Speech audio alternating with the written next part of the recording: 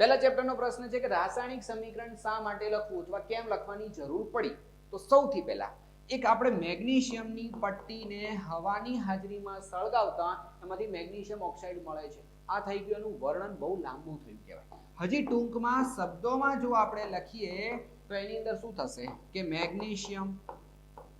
મેગ્નેશિયમને આપણે પ્રક્રિયા કરી એટલે ઓક્સિજનની હાજરીમાં એને સળગાવવામાં આવ્યું અને હજી એમાંથી નિપજ તરીકે શું મળ્યું તો મેગ્નેશિયમ ઓક્સાઇડ મળ્યા. આ હજી લાંબુ છે અને હજી ટૂંકું કરવા માટે શું કર્યું તો કે એનો સંકેત લીધા. મેગ્નેશિયમની પટ્ટીને ઓક્સિજનની હાજરીમાં સળગાવવામાં આવ્યું તો મેગ્નેશિયમ ઓક્સાઇડ મળે છે. પ્રક્રિયા સંતુલિત કરવી જરૂરી છે.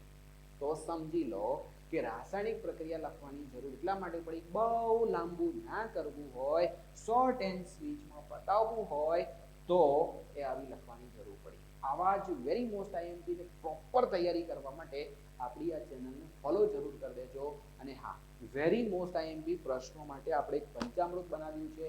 જવાબો સાથે 5 બુક તમને મળશે.